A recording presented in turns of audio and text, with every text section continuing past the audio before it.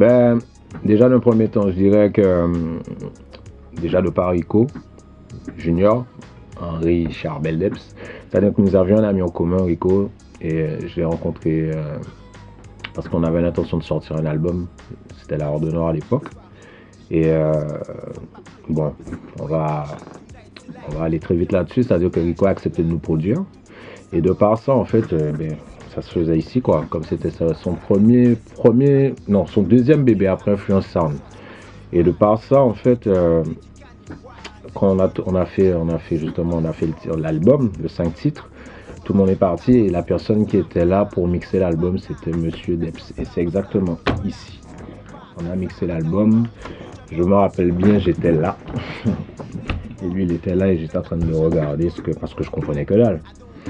Et il a mixé l'album La Horde Noire. Il a accepté, je préfère dire comme ça, il a accepté de mixer cet album de La Horde Noire.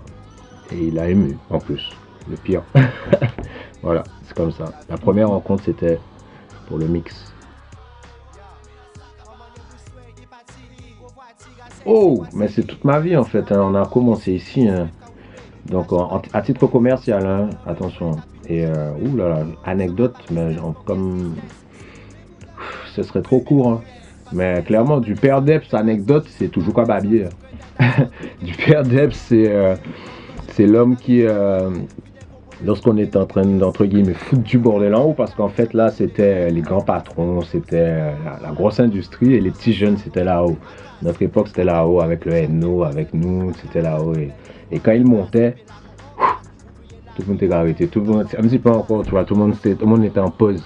Parce que entre le fait que ça puait l'alcool, entre ceux qui fumaient, entre en fait là-haut c'était la débauche, c'est vrai, hein. Rico va pas être content, mais c'est la vérité. Et clairement, en fait, voilà, quand il montait, tu vois, tu sentais la pression de l'homme, quoi. Mais malgré ça, malgré son tempérament, c'est un homme exceptionnel et très sérieux. Et derrière cet homme-là, il y avait une femme, Rosemary, que j'adorais d'ailleurs, qui était toujours là pour nous, qui était toujours présente et qui était toujours sérieuse aussi pour nous payer, il faut le dire, quand il fallait récupérer les royautés. Et voilà quoi, c'est-à-dire que le père Debs a toujours été il est très caractériel. Mais c'est un homme de cœur, un homme de valeur et un homme qui appréciait en fait et qui acceptait aussi d'écouter ce que faisaient les plus jeunes. En conseillant, parce que même je parle du dernier album en date que j'ai enregistré ici, il était en co-mix entre guillemets avec Mr. Frankie. Et en fait, il était toujours là, il disait rien, il écoutait. Et après, bam! TX peut dire ça, TX même peut le dire, c'était toujours une petite parole, un petit truc. Ouais, mais bon, sinon, si tu mettais la basse comme ça et qu'elle bat 2-3 petits réglages rapides, et en fait, que tu le veuilles ou non, obligé d'accorder, quoi. Obligé, même si des fois, les là, il t'es trop loin, hein, mais sinon, c'est toujours la parole au mec qui te veut dire, oh, ça, c'est ton problème, hein, c'est ton mix, c'est ton album, hein. Mais tu vois, quand il te dit ça, tu écoutes, en même temps, tu te dis, pour moi, en même temps, ça, mais c'est qu'à dire là, en même temps, ouais, sinon, quand même, si science en avait taille, ça peut faire quelque chose. Donc, en fait, il avait la science de la musique.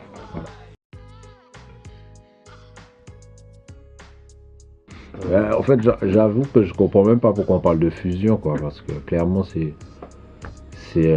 prend le relais. Tu vois, moi, je veux bien qu'il y ait un nom à ce qui est en train de se mettre en place, mais pour moi, c'est la continuité, quoi, et que heureusement que la musique perdure et grâce à ce qui maintenant avec les nouvelles technologies où les choses vont se mettre en place pour que justement un grand nombre de personnes qui ne connaissaient pas forcément la musique nos classiques parce il faut dire qu'ici ce lieu mythique qui va me manquer d'ailleurs, il y a beaucoup de secrets, beaucoup de choses, ne serait-ce que même nous au niveau de notre album La Horde Noire, on a enregistré sur borne. Et c'est quelque chose qu'on ne retrouve plus. Voilà. Donc en fait, ouais, je suis bien content et j'ai bien envie que justement que la génération future et celle actuelle s'y intéressent un peu parce que au lieu d'aller récupérer ce qu'il y a ailleurs, qu'on puisse avoir quelque part pour récupérer nos classiques d'ici.